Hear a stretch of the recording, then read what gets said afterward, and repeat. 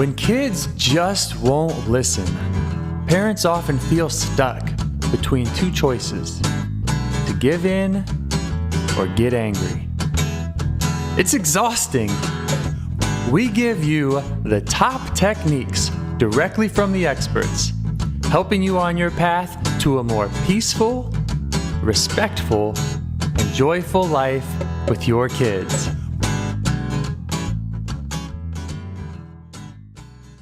So, you want to know how to get kids to listen?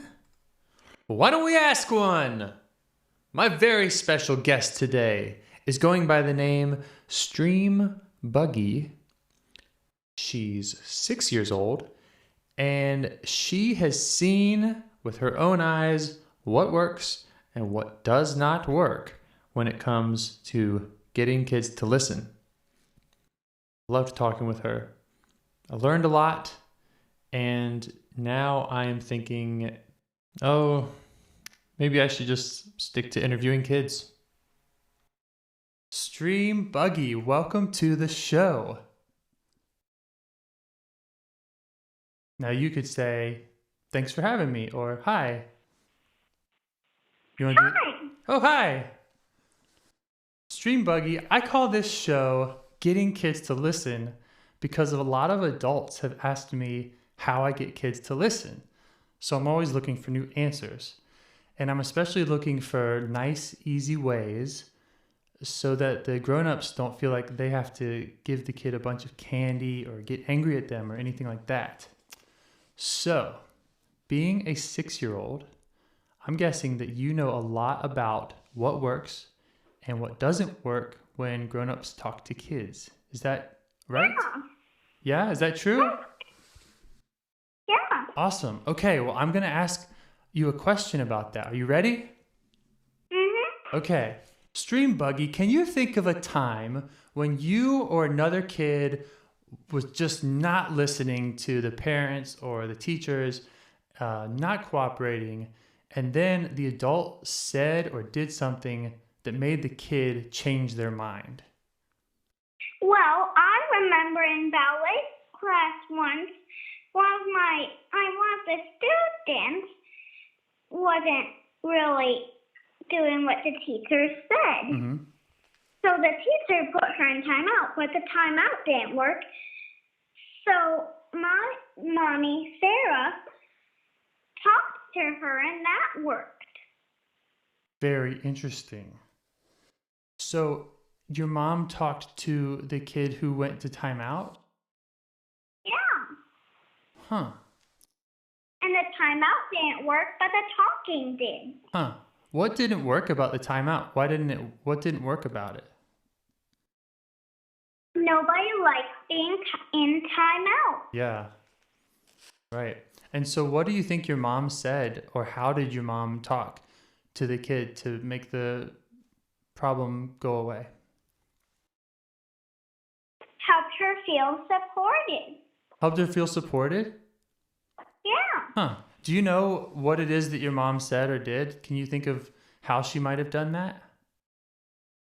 Well, she asked her what was wrong. Okay. So that would be the first step, is ask the kid what's wrong. You think that would be a good first step? Yeah. Okay. And then maybe the kid would be like, oh, I'm just so upset. And then what do you think your mom would say or do or did in that situation? What kind of thing would I do if somebody were having a hard time?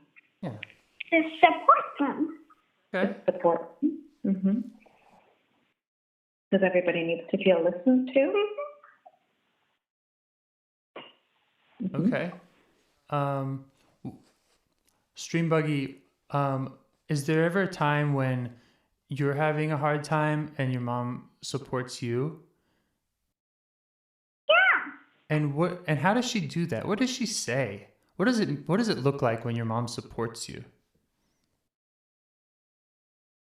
Well, she tells me that she's here for me, basically. Uh-huh. Yeah. And why do you think that works for you and for the other kids that are having a hard time? How does that help you? Well, it just makes me feel loved. Oh, that's nice. And that helps you when you're having a hard time. You feel loved, and then you feel like you're able to get back to whatever fun or work you all were up to. Yeah. Huh. So I wonder if that's a common problem. I wonder if that's why kids are sometimes hard to work with, or parents are having a tough time. Maybe there's people in the room aren't feeling very loved. Yeah. Cool. Do you have any other stories you want to tell about that? Like a time?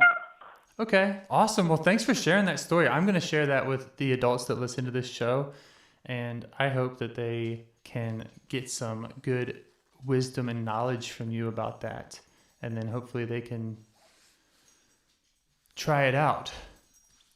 Can I ask you another question? Can I ask you another question about having fun? Sure. Okay. So sometimes when I am working on something, I like to pretend like it's a game because I feel like it kind of makes it more fun and easy. Do you ever do that? What's something that you do that is kind of like work, but you make it fun by making it into a game? Well, like Amazon Colombia, where I work. Oh, she's talking about a pretend store that she has in our house. Okay. It's a real store. It's a real store, yes. She wants her daddy to pay real money for our products there. Or unless it's some sort of an IOU. Yes. Uh-huh. Mm-hmm. What about something we don't want to do around the house? Like what about cleaning up or putting away dishes or something like that? Is there anything like that we do sometimes that we turn into a game? Remember the I'm going to get you with the vacuum game? Oh my goodness. Did somebody get you with a vacuum? Well, she keeps getting in the way with my vacuum, and we make it a game because that's the whole point of the game, for me to get out of the way with the vacuum. Huh. And does the room get cleaned, or are you two just making a big mess with that game? Well, the room gets clean. Huh. Interesting. Are there any other games you like to come up with when it's time to get some work done around the house that make it more fun? I can't really think of any other game. Okay. Do you have anything else you want to tell adults who are listening to this and are having a hard time working with their kids? No. Okay. Thank you so much, Stream Buggy, for sharing the wisdom that you have. All right. Thank you for being here. You can go play now if you want to. Hi. Okay. Mommy, you can talk. Okay. Thank you. I'll see you soon, sweetheart. Come back anytime. Bye.